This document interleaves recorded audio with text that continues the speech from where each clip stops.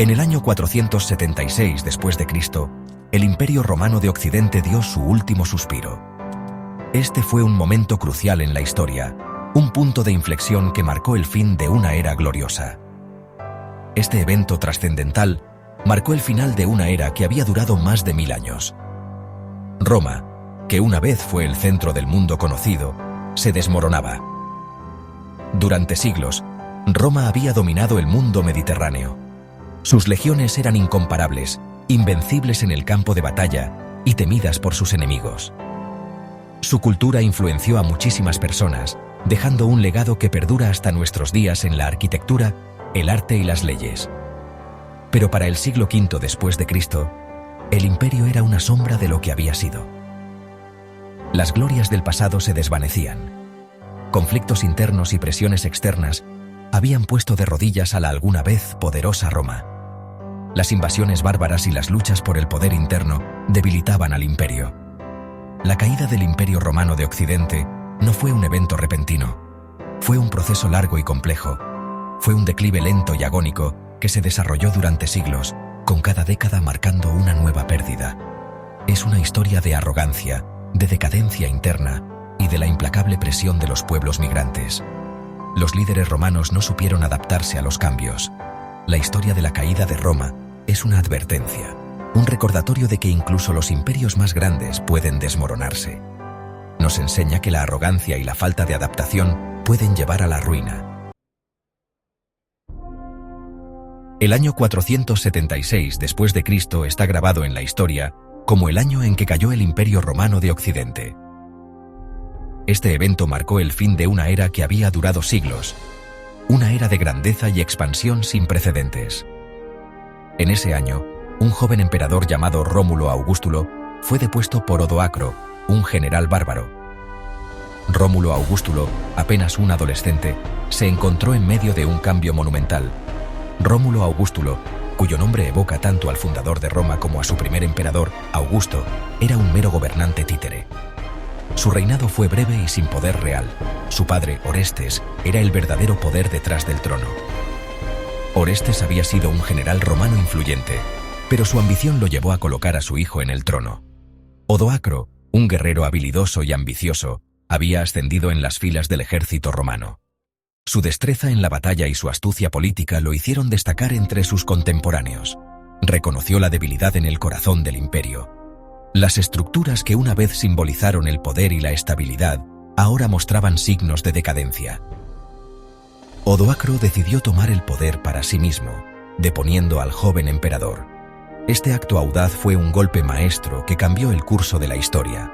Este acto, aunque aparentemente insignificante en ese momento, es visto por los historiadores como el final simbólico del Imperio Romano de Occidente.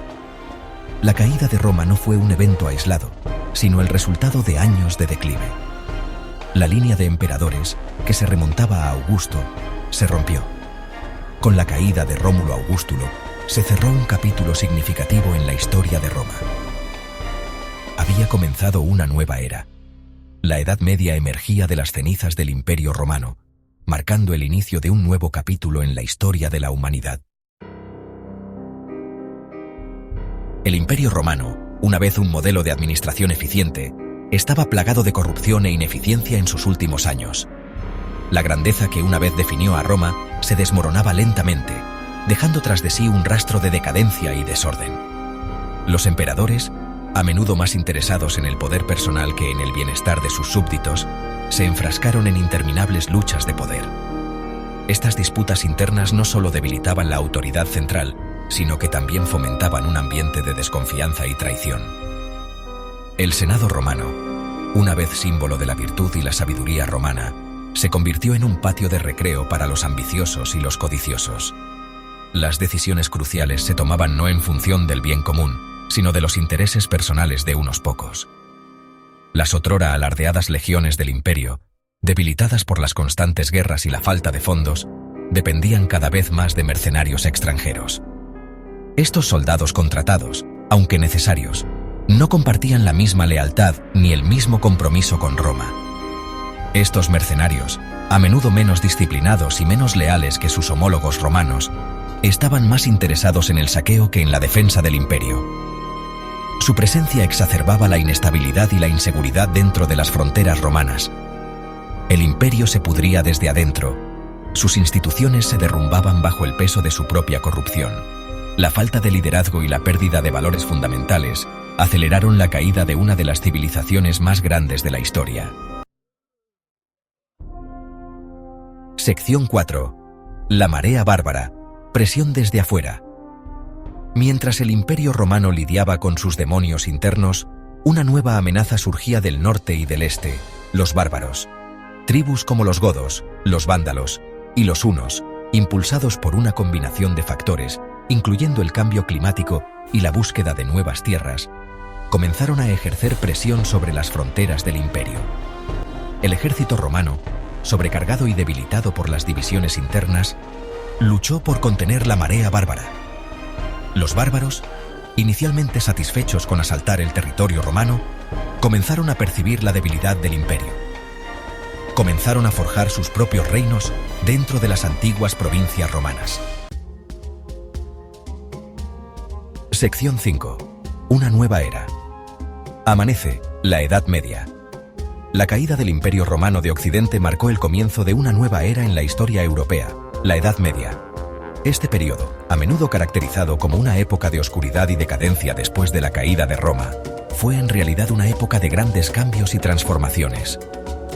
Con el colapso de la autoridad central, Europa se fragmentó en un mosaico de reinos y principados más pequeños. La Iglesia Católica, que había ido ganando influencia de forma constante dentro del Imperio Romano, emergió como una fuerza poderosa en el mundo post-romano. Proporcionó una sensación de continuidad y estabilidad en una época de gran agitación.